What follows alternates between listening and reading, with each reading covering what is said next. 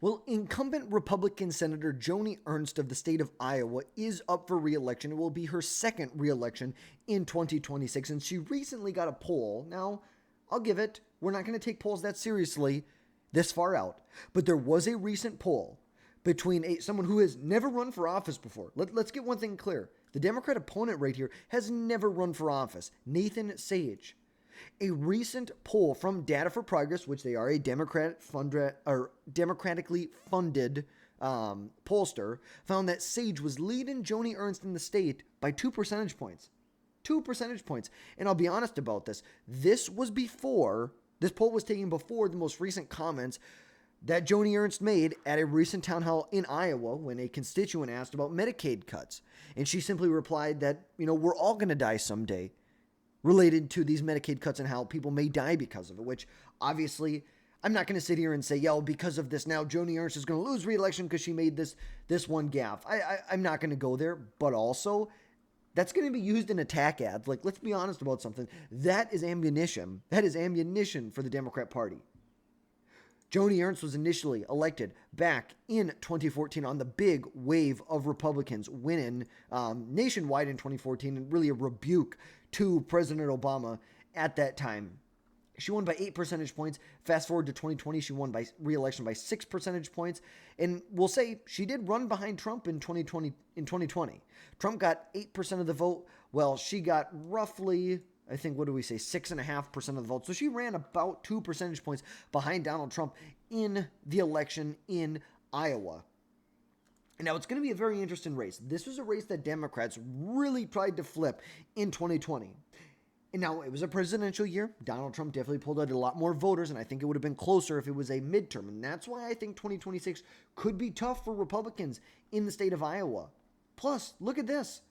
Joni Ernst, the incumbent, is not breaking in a Victory Insights poll from December. It's from December, let's be honest. But she is not breaking that 50% threshold with Republican voters.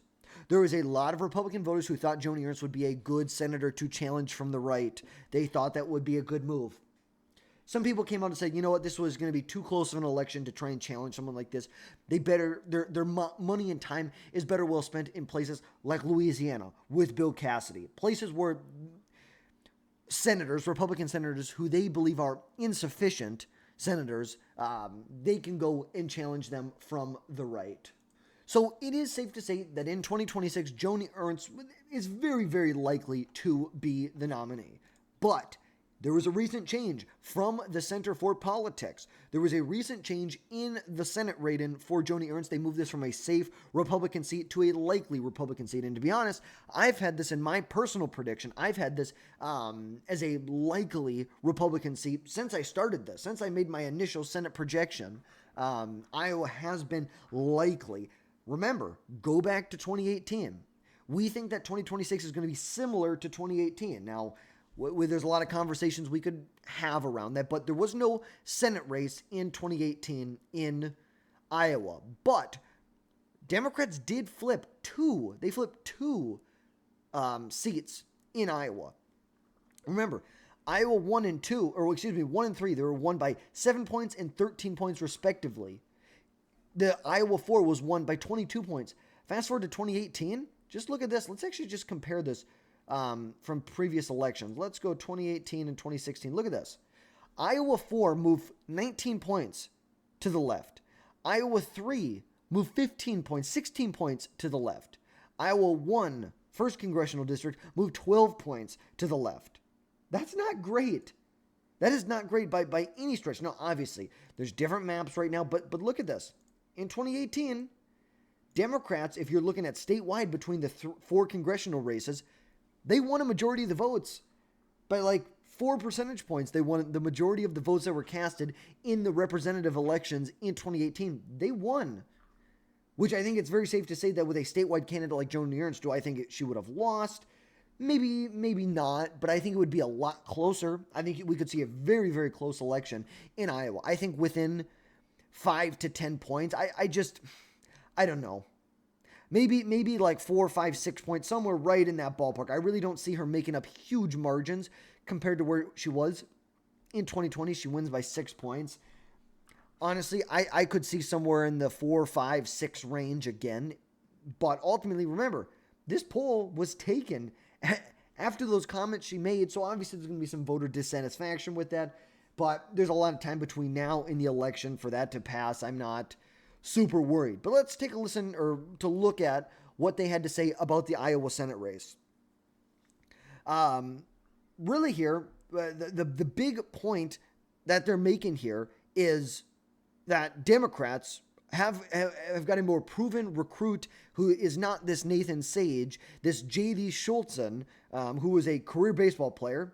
He is known for a very, very big run in 2018 in Iowa's 4th congressional district, which he came within 3 points of Alston, now former Representative Steve King, who seemed to, and then he tried again in 2020, and although King lost his primary, he actually performed better than Joe Biden did in the 4th congressional district. So obviously we're going to see what happens here. But last year he won a competitive race, I believe is in the state legislature, by 7 points in a district that backed Trump by roughly 3 points. They say aside from having a credible opponent, Ernst could face a more challenging environment than she faced in either of the previous 2 elections. In 2014, she won as part of a broader GOP wave, and she got help from the gaffe-prone opponent. 6 years later, she won re-election as Trump was carrying Iowa by a strong margin, although she did run a little bit behind Trump, and it is possible that 2026 could be like 2018. Iowa did not have a Senate election that year, but Democrats did end up winning 3 of the state's 4 U.S. House seats that year, and we suspect that if Iowa had a Senate election, it would at least would have been close. So I think it's a fair rating. I had that rating there to begin with. I think that Republicans in the state, it could be vulnerable, especially then you look on the gubernatorial side. You see that there is a strong candidate in Rob Sands who's running as a Democrat. He is the one Democrat who holds a statewide election or statewide office right now in Iowa. Everything else is controlled by the Republicans. Everything else is, except for the seat held by Rob Sands. And like we said, he holds the only, and I mean only, statewide election, or I should say elected official, that is a Democrat. Previously, he was the Assistant Attorney General of Iowa from 2010 to 2017. He ran for state auditor in 2018, defeating Republican incumbent Mary Moisman, and then has considered a run in 2022 and now is running in 2026. So with a strong Democrat at the top of the ticket, you could see Democrats really be lifting up statewide. And I believe right now it's like the legislature is held by Republicans. Both sides of the legislature, the Senate and the General Assembly, are both held by Republicans. Everything else is controlled by Republicans. So you could see with a strong candidate on the gubernatorial side, with a what you could say strong candidate in someone like this J.D. Schultzen, who's a state representative on the Senate side, you could see things getting close here. You could see things close. I'm not going to lie with you. Things could 100% be close. Yes. Did Kim Reynolds win re-election by almost 20 points in 2022? Absolutely. But she was one of the most unpopular governors in the United States. One of like only 1 or 2 that had below a 50% approval rating. So we're going to see what happens, and with the environment, that's going to be the big thing. What is the environment in 2026? I think it's going to be rougher for Republicans. I do. I think Trump, I don't know if it's going to be as bad. Do I think Republicans are going to lose 40 seats in the House? I don't think so. Could they lose some seats in the House? Absolutely. Like, let's not kid ourselves here. 100% nationwide. You know, you go here in California. Look at California 41. That's going to be a dangerous place. Young Kim in California 40. That could be a dangerous place to be. Colorado is going to be a tough place. You have Gabe Evans in Colorado's 8th congressional district and Will Hurd in the 5th congressional district. Those are going to be tight elections. You go out to Pennsylvania. You have a number of different Republicans here who could be in trouble going into this election. You look at Mariette Miller Meeks, just in the state of Iowa. Look at she. This is going to be a tough election for her. You know, she won by what? Can we see what the vote? She won by what, 10,000 votes. No. Oh, yes. 10,000 votes. Oh, what is this? No, that's not true. Here we go. Oh my gosh. She won by, what is that? 800 votes here? 800 votes she won by. Remember when she was elected back in 2020? She won by an even closer margin. She won by six votes. 6 votes. So she knows what it's like. She knows what it's like to be in a tough election here. To be in a very, very tight election. But still, all of that together, this is where we're at right here.